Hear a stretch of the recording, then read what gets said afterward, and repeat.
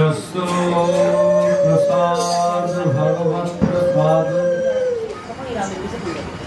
যস্য প্রসাদ গতির কুতয়োপি ধ্যায়ং স্তবং তস্য যশস্বী সন্ধ্যং বন্দে গুরু শ্রী চরণারবিন্দম বন্দেহং শ্রীগুরু শ্রীযুগপদ কমলম শ্রীগুরুং বৈষ্ণবাংশ্চ শ্রীরূপম সগ্রজাত সহগণ রঘুনাথং মিতং তং সজীবম সাদ্বৈতং সবধূতং পরিজন সহিতম শ্রীকৃষ্ণ চৈতন্য দেবম শ্রী রাধা কৃষ্ণ পদান সহগণ শ্রীললিতাং বিশাখাং নিতাংশ্চ আনন্দ লীলাময় বিগ্রহায় হিমাবদিব্য ছবি সুন্দরায় তস্मै মহাপ্রেম রসপ্রদায় চৈতন্য চন্দ্রায় নমো নমস্তে অনার্পিত চরিং চিরা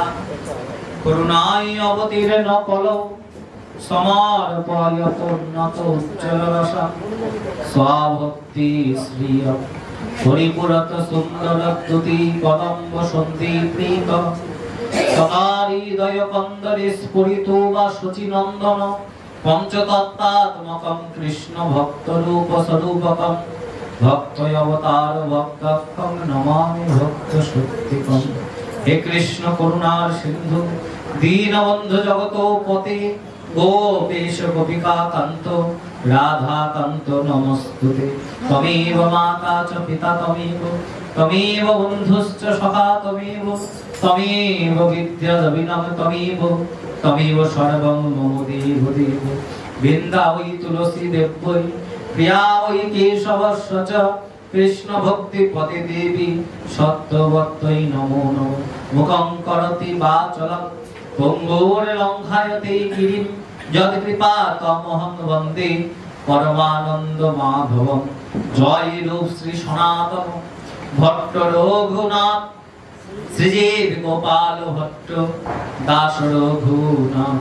এই ছয় গোসাইর করি চরণে বন্দন যাহা হইতে বিঘ্ন নাশ অভীষ্ট পূরণ। এই ছয় গোসাই চরে ব্রজে করিলা বাস রাধা কৃষ্ণ নিত্য লীলা করিলা প্রকাশ। এই ছয় গোসাই যার মই তার দাস জনমে জনমে মোর এই অভিলাষ। শ্রী গৌরাঙ্গ নিত্যানন্দ শ্রী অদ্বৈত চন্দ্র গদাধর শিবাসাদি গৌর ভক্তবৃন্দ শ্রীকৃষ্ণ চৈতন্য প্রভু নিত্যানন্দ হরে কৃষ্ণ হরে রাম শ্রী রাধে গোবিন্দ। হরে কৃষ্ণ কৃষ্ণ কৃষ্ণ হরে হরে হরে রাম রাম রাম হরে হরে। জয় জয় শ্রী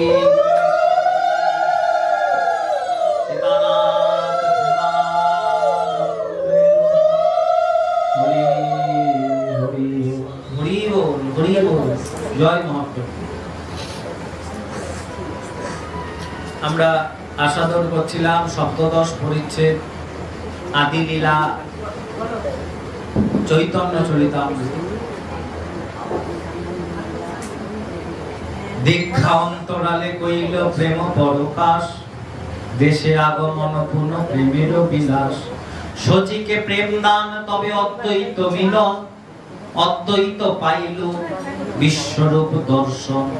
প্রভুর অভিষেক তবে করিলা শ্রীবাস ঘাটে বসি প্রভু কইল ঐশ্বর্য প্রকাশ। তবে নিত্যানন্দ স্বরূপের আগমন প্রভুকে মিলিয়া পাইলা ষড়ভুজ দর্শন। প্রথমে ষড়ভুজ তারে দেখাইল ঈশ্বর শঙ্খ চক্র গদা পদ্ম সাঙ্গ বেণুধর। তবে চতুর্ভুজ হইলা তিন অঙ্গ বক্র দুইয়েতে বেণু বাজায় দুইয়েতে শঙ্খ চক্র। তবে তো দেব যে কেবল ব্রজেন্দ্র নন্দন তবে তো দেব যে কেবল বংশী বদন শ্যাময়ঙ্গ পীত বস্ত্র ব্রজেন্দ্র নন্দন। তবে নিত্যানন্দ গোসাইয়ের বেশ পূজন নিত্যানন্দাবেশে কইল মুসল ধারণ। তবে দেখিল শচী রামকৃষ্ণ দোনো ভাই তবে নিস্তারিলা প্রভু জগাইয়ার মাধব কলিযুগ পাবন অবতার নিখিল জন মানস সন্তাপহারী নদিয়া বিহারী শ্রীমান মহাপ্রভুর অশেষ বিশেষ কৃপায় আজকে হরিকথা সপ্তদশ পরিচ্ছেদ আদি লীলা চৈতন্য চরিতামৃত শ্রীল কবিরাজ গোস্বামী পাদ বিরচিত।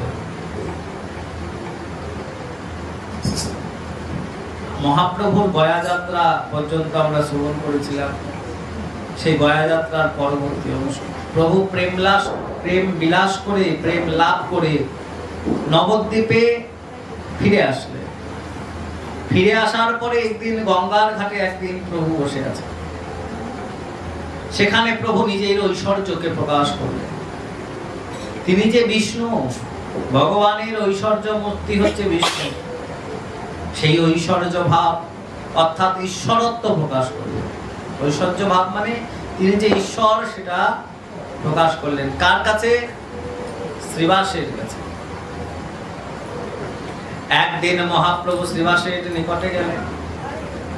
শ্রীবাস দরজা খোলো। ওহো, এখন ঠাকুর পুজো করছি, এই সময় কে? আরে তুমি যার পুজো করছো সেই আমি। তুমি যার পুজো করছো, আমি তো নারায়ণ সেবা করি। কারণ শ্রীবাস হচ্ছে নারদের ভাব অবতার। দেবর্ষি নারদ তারই অবতার কলিযুগে শ্রীবাস, ভক্ত শ্রেষ্ঠ শ্রীবাস।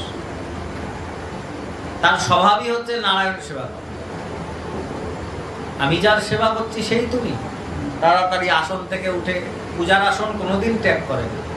আসনে বসলে পূজা সমাপ্ত করে তবেই উঠতে হয়, মাঝখানে কখনো পূজার আসন থেকে উঠা যায় না। কিন্তু আজ শ্রীবাস উঠলে কেন? ওই কথাটা কানে গেছে, আমি যার অর্চনা করছি সেই তুমি, দেখি তোকে। দরজা খুলে দেখলেন শ্রী গৌরাঙ্গ মহাপ্রভু। নিমাই, প্রভু তুমি? হ্যাঁ শ্রীবাস, আমি। তুমি যে বললে তুমি যার অর্চনা করছো সেই আমি। আমি তো এখন নারায়ণের সেবা করছিলাম। প্রভু তুমি কি তাহলে সেই নারায়ণ? মহাপ্রভু একগাল হেসে ভিতরে প্রবেশ করলেন। শ্রীবাস, তুমি আমায় চেনোনি? তবে দেখো। তখন উনি যে শঙ্খ চক্রধারী নারায়ণ, আর ত্রেতাতে উনি যে ধনুর্ধারী দুর্বা দল শ্যাম রাম, উনি যে দাপর যুগে বংশীধারী শ্রীকৃষ্ণ, সেটা উনি তখন দেখিয়েছে। কেহ বলে পুরবেতে রাবণ বধিলা, ধনুর্ধারী রাম, যিনি রাবণকে বধ করেছেন। গোলকের বৈভব লীলা প্রভু প্রকাশ করিলা, শ্রীরাধার ভাবিবে গৌরাঙ্গ অবতার। হরে কৃষ্ণ নাম গৌর করিলা প্রচার।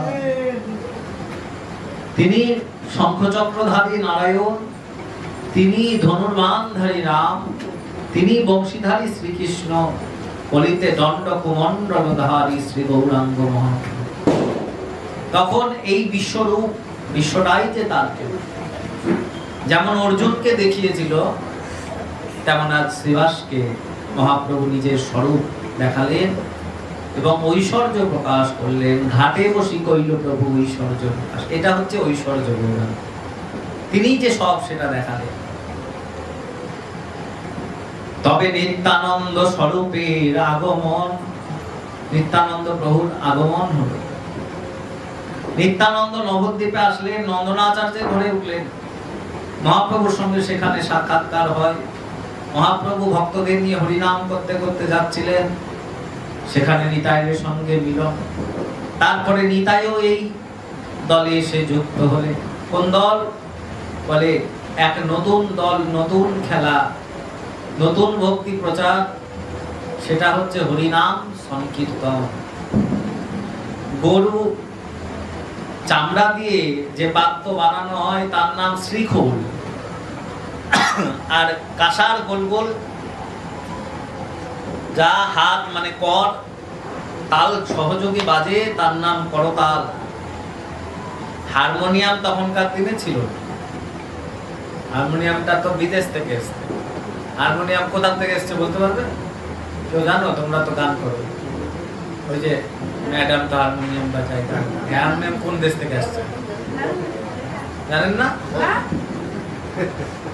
হারমোনিয়াম দোকানে কিনতে যায় কি বলে? কোন রিডের হারমোনিয়াম লাগে?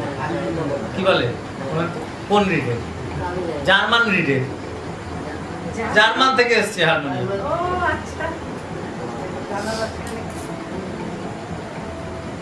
তা আমাদের দেশের নয় ওটা, আমাদের দেশের হচ্ছে খোল করতাল, যা মহাপ্রভু বানিয়েছে। এই খোল করতাল সহযোগে মহাপ্রভু দিনের বেলা নিত্য কীর্তন ভক্তদের নিয়ে নবদ্বীপের পথে পথে গাইতেন, আর রাত্রিবেলা শিবাসের অঙ্গনে ভক্তদের নিয়ে রস আস্বাদন করতেন। সেটা বাইরের লোকে কেউ জানতো না, বুঝতো না। এইভাবে মহাপ্রভুর এক নতুন বিনোদ খেলা আরম্ভ করলেন।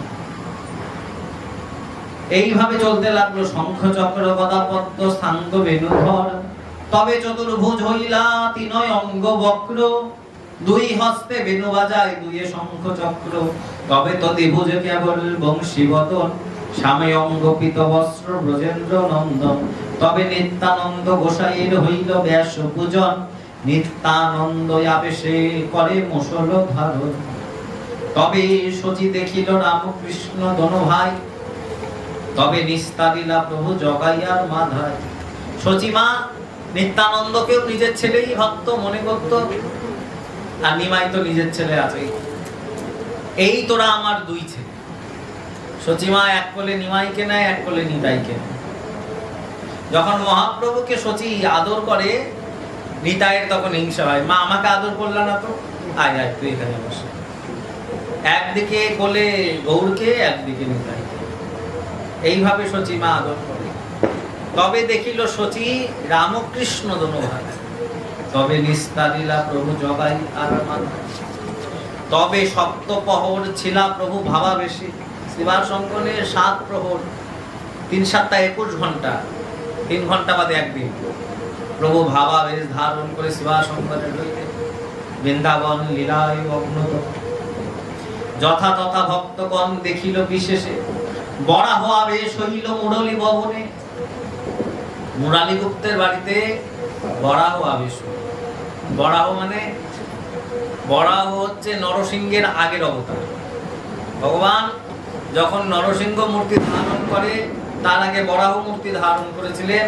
ওই হিরণ্যকশিপুর যাকে মারার জন্য নরসিংহ হয়েছিল, তার দাদাকে বধ করার জন্য হয়েছিল বরাহ অবতার। এই অসুরটা কি করেছিল জানো? হিরণ্যাক্ষ যার নাম, ইনি পৃথিবীকে মহাসাগরের তলে নিয়ে গিয়ে লুকিয়ে রেখেছিল। মহাসমুদ্র, মহাসমুদ্র, সমুদ্র তো এক পৃথিবীতেই আছে, আর কোথায় বাইরে সমুদ্র? মহাকাশে কোথায় সমুদ্র আছে? মহাকাশে সমুদ্র আছে, সেখানে বিশাল জলরাশি আছে। এখনো বিজ্ঞানীরা আবিষ্কার করতে পারে না, কিন্তু ধারণা করছে যে হ্যাঁ, মহাকাশেও কোনো সমুদ্র থাকলে থাকবে, স্বীকার করছে এখন। কিন্তু দেখো, এতকাল, এত যুগের, লক্ষ কোটি বছর আগে আমাদের শাস্ত্র, সত্য যুগে সেই কথা বলা আছে শাস্ত্র। সত্য যুগে এই হিরণ্যাক্ষ নামে এক অসুর পৃথিবীকে রসাতলে বা মহাসমুদ্রে নিয়ে গিয়ে নিক্ষেপ করেছিল, লুকিয়ে রেখেছিল। তখন ভগবান বরাহ মূর্তি ধারণ করে, বরাহ মানে কিন্তু শুয়োর। অনেকে ভদ্র ভাষায় গালি দেয় বরাহ নন্দন, তবে রাগ করার কিছু নাই। কেউ যদি তোমাকে বলে বরাহ নন্দন, তাকে বলবে হ্যাঁ, মানে স্বীকার করবে, ওয়েলকাম। কারণ সত্যিই আমি বরাহ নন্দন, কারণ আমার ভগবান একবার বরাহ হয়েছিল। আর জগৎ পিতা কৃষ্ণ কে না জানে। আবার যখন বলবে বরাহ নন্দন, তখন তাকে বলবে হ্যাঁ, যেমন বরাহ নন্দন তেমন আমি সিংহেরও বাচ্চা, কারণ তিনি নরসিংহ হয়েছিল, এটাও মনে রাখিস। আমরা সিংহেরও বাচ্চা, কারণ ভগবান নরসিংহও হয়েছে। বরাহ মূর্তি ধারণ করে উনি ওই দাঁতের মধ্যে, নাসিকার সামনে পৃথিবীকে ওই মহাসমুদ্র থেকে উদ্ধার করে যথাস্থানে আবার স্থাপন করলেন, ওই হিরণ্যাক্ষ নামক অসুরকে বধ করার। গদা যুদ্ধে বরাহ ভগবান তাকে বধ করলেন। মহাপ্রভু তো সর্ব অবতারের সার, সর্ব অবতারের সার গৌর অবতার। গৌরাঙ্গ মহাপ্রভু হচ্ছে সর্ব অবতারেশ্বর, এই জন্য তার মধ্যে বরাহ অবতার অংশও আছে। তাই মহাপ্রভুর কখন কোন আবেশ হয়, ভাব হয়। বরাহ আবেশ হইল মুরলী ভবনে, মুরালী গুপ্তের ভবনে গিয়ে মহাপ্রভুর বরাহ আবেশ হলো। তার স্কন্দে চড়ি প্রভু নাচিলাই অঙ্গনে, মুরালী গুপ্তের কাঁধে উঠে স্কন্দে উঠে মহাপ্রভু নৃত্য করলেন। তবে শুক্লাম্বরের কইল প্রভু তণ্ডুল ভক্ত, হরের নাম লোকে কইল বিবর। একজন ব্রহ্মবাদী ছিল বা ভক্তিহীন মানুষ ছিল নবদ্বীপে, যার নাম ছিল শুক্লাম্বর ব্রহ্মচারী। এই শুক্লাম্বর ব্রহ্মচারী, তার গায়ের চামড়া ছিল, গায়ের রং ছিল খুব ফর্সা, আর সব সময় সাদা কাপড় পরে থাকতো। সাদা কাপড় পরতো, গায়ের রং ফর্সা, জাতে ব্রাহ্মণ। সব কিছু বাড়ি ঘর পরিত্যাগ করে দিয়ে গঙ্গার তীরে একটা কুটির বানিয়ে ওখানে বাস করত। আর প্রত্যেকদিন দুগ্ধ পান করতো, গরুর দুধ, তাছাড়া আর কোনো কিচ্ছু খেত না। কোথাও কোথাও বলা আছে উনি গঙ্গা জলও পান করতেন, শুধু ওই দুধ খেয়েই থাকতো, কিচ্ছু খেত না। কিন্তু এত বড় ত্যাগী হওয়া সত্ত্বেও তার মনে ছিল তীব্র অহংকার। বাবা, আমার মতন ত্যাগী, আমার মতন মহাত্মা, আমার মতন অমুক, আমার মতন তমুক। অহংকার থাকলে তো ভগবানকে পাওয়া যায় না। অভিমানী, অহংকারী, ভক্তিহীন, জগ মাঝে সেই তো দিন। দিন কথার অর্থ কি? দরিদ্র। কিন্তু ভগবানের ভক্ত কখনোই দরিদ্র হয় না। কারণ ধর্ম অর্থ কাম মুখ্য, পঞ্চম পুরুষার্থ প্রেম ভগবত ভক্তের কাছে থাকে। পঞ্চম পুরুষার্থ প্রেম, ধর্ম অর্থ কাম মুখ্য, পূজা পার্বণ সাধনা জ্ঞান ধ্যানের দ্বারা পাওয়া যায়, কিন্তু প্রেম পাওয়া যায়। প্রেম পঞ্চম পুরুষার্থ, মহা সম্পত্তি। সেই মহা সম্পত্তি কার কাছে থাকে? ভগবত ভক্তের কাছে থাকে। এই জন্য ভগবত ভক্ত কখনোই দরিদ্র নয়। প্রেম মহা সম্পদ, মহা সম্পদ। তুমি এই জগতের জাগতিক অর্থের চিন্তা করছো, কিন্তু ভালো করে ভেবে দেখো জাগতিক অর্থ তোমার কতদিন থাকে? আজ মরলে কাল 2 দিন। কয়েকদিন আগে মালদার একজন এসআই, উনি মারা গেছে হঠাৎ করে।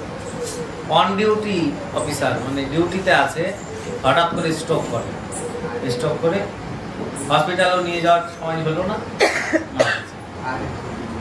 তা আমাদের এক পরিচিতর আত্মীয়।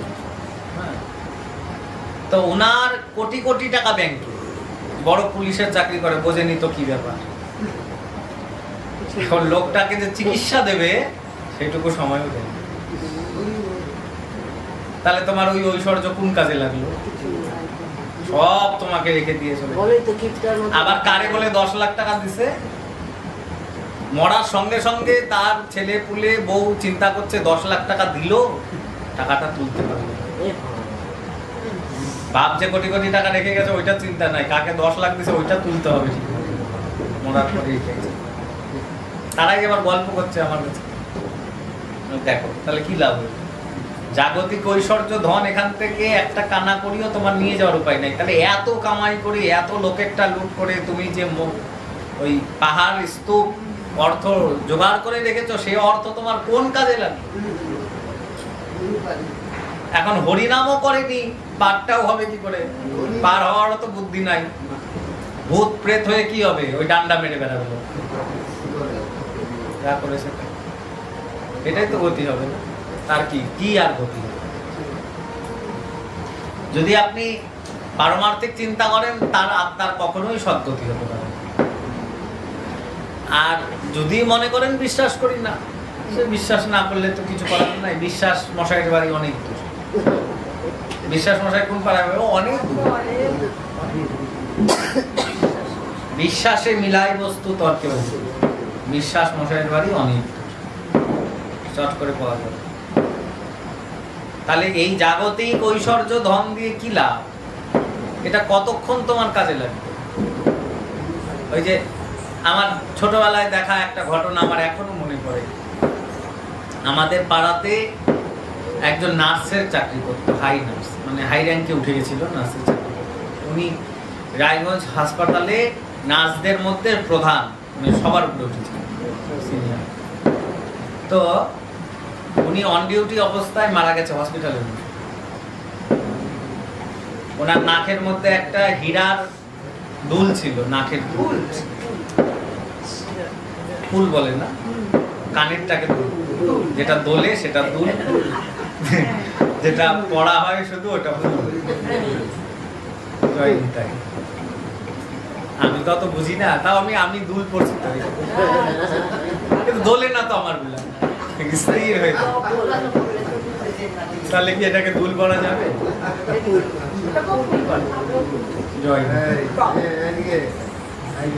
সেইটাকে ওই মরে গেছে, হঠাৎ করে মারা গেছে, পোস্টমর্টম করেছে, স্ট্রোক হয়ে মারা গেছে।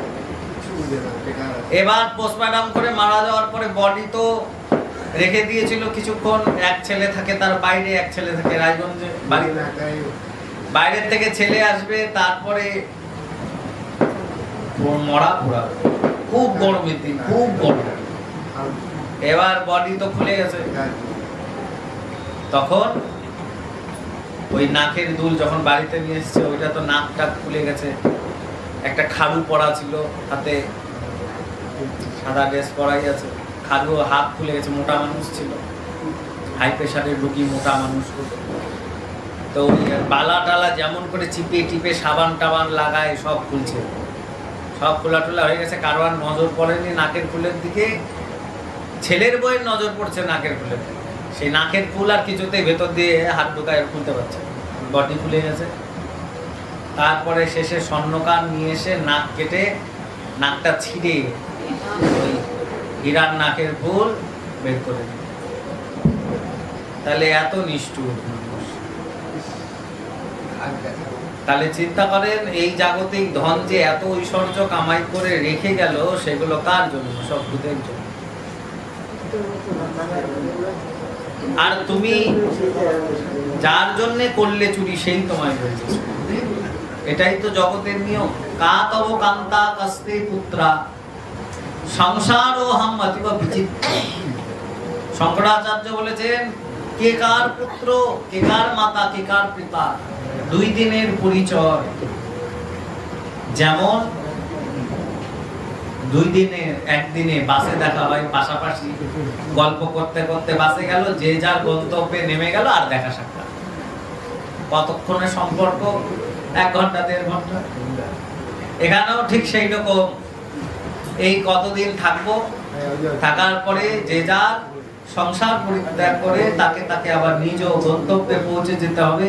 এখানে যারা থাকলো তারা থাকলো, যারা গেল এরপরে আর কোনো কিছু। আবার একটা নতুন জন্ম হবে, জন্ম কর্ম পাপ অনুযায়ী একটা নতুন জন্ম ধারণ হবে। এইভাবেই আমাদের জীবন চলছে। কিন্তু কারো যদি পারত্ব খণ্ডন হয়ে থাকে, নষ্ট হয়ে থাকে, তখন তার ভগবত প্রাপ্তি হয়ে থাকে। পারত্ব খণ্ডন করার জন্য ঈশ্বরের নাম করতে হবে, অহংকার শূন্য, অভিমান শূন্য নিতাই নকরে বেড়ায়। যারে দেখে তারে বলে। অভিমান শূন্যতা না হলে তো গৌর নাম আসে না বদনে, কৃষ্ণ নাম আসে না বদনে।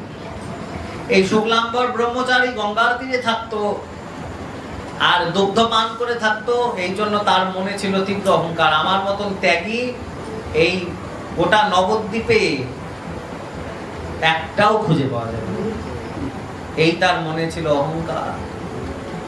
একদিন শিবাস পণ্ডিত যখন গেলেন গঙ্গা স্নান করতে, সেই ঘাটে থাকতেন শুক্লাম্বর ব্রহ্মচারী। শিবাসকে ডেকে বলছে, ও শিবাস, তোমার ঘরে নিমাই নাকি কীর্তন আরম্ভ করেছে? বলে, হ্যাঁ ঠিকই শুনেছে, আমি একদিন কীর্তন দেখতে। কীর্তন দেখবেন কি, এই তো পথে আমরা কীর্তন করতে বেরোই, তখন দর্শন করবো। সেরকম কীর্তন আমি দেখেছি। তোমরা নাকি আবার রাত্রিবেলাও কীর্তন করো, সেই রাত্রিবেলা কেমন কীর্তন করো আমি শুনি। শিবাস বলছে, ওটা অন্তরঙ্গ ভক্তদের নিয়ে হয়, ওখানে বাইরের কারো প্রবেশ নিষেধ। বাইরের কেউ? আমি আবার বাইরের কেউ নাকি? আমি নিমাইকে ছোটবেলার থেকে চিনি, তোমাকেও চিনি, আর আমি নবদ্বীপেরই লোক, আমি কি বাইরের কেউ? আমি তোমার ওই কীর্তন দেখতে তোমার বাসায় যাব, তুমি আমায় নিয়ে যাবে কিনা বলো। এখন শিবাস হচ্ছে বৈষ্ণব মানুষ, ওর মাথাটা সবসময় নিচু করেই থাকে, কি বলবে, না করলে যদি মনে দুঃখ পায়, এই জন্য না করলেন। আচ্ছা ঠিক আছে, নিয়ে যাবে। কবে নিয়ে যাবে? আজকেই যাব, এখনই যাব, চলো। একটু পরেই তো সন্ধ্যা লেগে যাবে, আমি এসেছিলাম ঘাটে সন্ধ্যায় স্নান করতে, প্রভু কীর্তন আরম্ভ করবে একটু পরে। আচ্ছা চলুন মহাশয়, তাকে নিয়ে এসছে। আবার মহাপ্রভু বকা দেবে নাকি শিবাসকে। শিবাস মনে মনে এই চিন্তা করছে, প্রভুর অনুমতি নেই, বিনা অনুমতিতে কাজ করে বসে। আবার মনে মনে চিন্তা করছে, সত্যি তো নবদ্বীপে বাসী, গঙ্গার তীরে নিবাস করে, তার বিন্দুমাত্র মনে আকাঙ্ক্ষা নাই, সাদা কাপড় পরে থাকে, ত্যাগীদের মতন মহাত্যাগী, অন্ন গ্রহণ করে না, যে কলিযুগে অন্ন ছাড়া মানুষ বাঁচে না। এই সমস্ত চিন্তা করতে করতে যাচ্ছে, না না শুক্লাম্বরের জন্য প্রভু আমায় বকা দেবে, এইরকম ত্যাগী মহাত্মা, প্রভু খুশি হয়। তাও একটা মনে ভয়। দরজা খুলে ভিতরে প্রবেশ করে শুক্লাম্বরকে বললেন, এখানেই আপনি থাকুন, এখানে একটু লুকিয়ে থাকুন, আমি ভিতরে গিয়ে প্রভুকে বলি, তারপরে আপনাকে।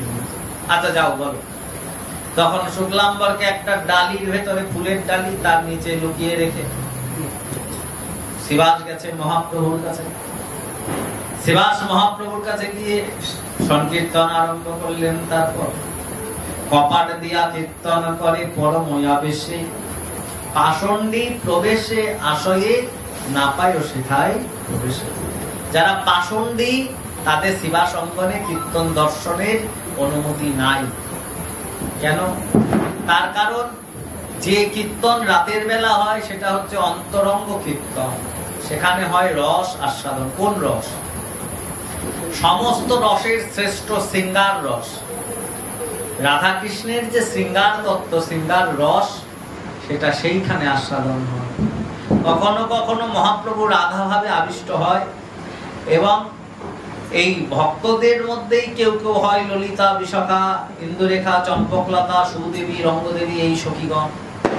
এবং মহাপ্রভু রাধা ভাবে আবিষ্ট হয়ে কৃষ্ণ যে তাকে ছেড়ে চলে গেছে, এই লীলায় কখনো কখনো মগ্ন হয়ে থাকে। কখনো কখনো প্রভু নিজেই কৃষ্ণ হয়, আর এই ভক্তরা হয় ব্রজবতী। এইভাবে অন্তরঙ্গ লীলা সেবা সত্য। মহাপ্রভুর অন্তরঙ্গ লীলা, মহাপ্রভুর যে লীলা সেটা বোঝা খুব কঠিন। কৃষ্ণ লীলা তো বোঝা যায়, গৌর লীলা বোঝাই দায়। কারণ মহাপ্রভুর কখনো রাধা ভাব, কখনো কৃষ্ণ ভাব, দুটোই তো আছে না, কখনো আবার ভক্ত ভাব। এই জন্য বোঝাই দায়। ভক্ত অবতার ও ভক্তাক্ষং নমামি ভক্ত শক্তি। আসলে যে এই অবতার সেটা ভক্ত অবতার, ভক্ত বেশ অবতার। বেশটা কেমন? ভক্ত বেশ, বৈষ্ণব বেশ, কিন্তু তিনি ভগবান। কৃষ্ণ কখনো গলায় এরকম তুলসীর মালা পরে? কৃষ্ণ কখনো দাদো সঙ্গে তিলক করে না, করলেও ললাটে করে, হয়তো বা কোনো কোনো সময় করে, কিন্তু মহাপ্রভু সবসময় করতেন। কারণ মহাপ্রভু হচ্ছে ভক্তাবতার, স্বয়ং ভগবান হইও উনি ভক্ত রূপে জগতের মাঝখানে অবতীর্ণ হয়েছেন। কলিতে সাধুগুরু বৈষ্ণব দুর্লভ জানিয়া, কৃষ্ণচন্দ্র ভক্ত বেশে সাধু বেশে আইল নদিয়া। স্বয়ং ভগবানই ভক্ত বেশ ধারণ করে নদিয়ায় অবতীর্ণ হয়েছে। শুক্লাম্বরকে লুকিয়ে রেখে শিবাস ভেতরে গিয়ে কীর্তন আরম্ভ করলেন।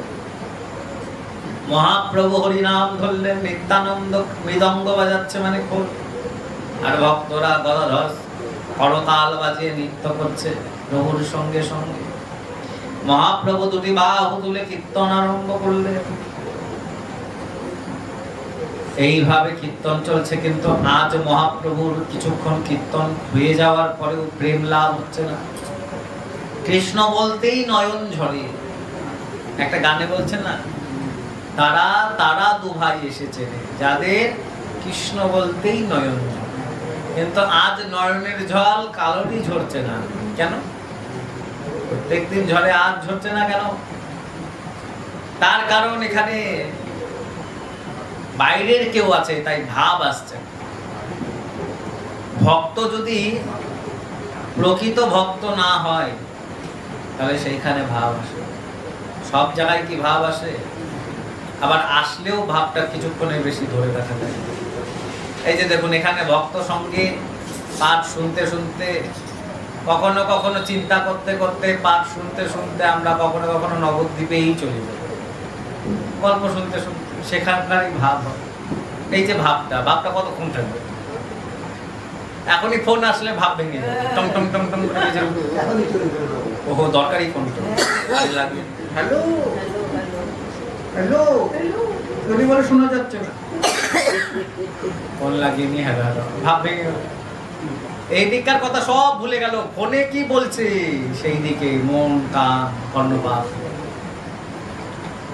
ভাবমূর্তি ভেঙে। ভাব তো সবসময় ধরে রাখা যায় না, ভাব ধরে রাখা বিশাল ব্যাপার। যারা বড় বড় সাধক তারা সবসময় ভাবের মধ্যে বিরাজ করে, তাদের বাহ্য জ্ঞান থাকে। মহাপ্রভু শ্রীবাসের অঙ্গনে যেখানে বলছে তবে সপ্তপ্রহর প্রভু ছিলা ভাব আবেশে, এই ভাব আবেশে প্রেম আবেশে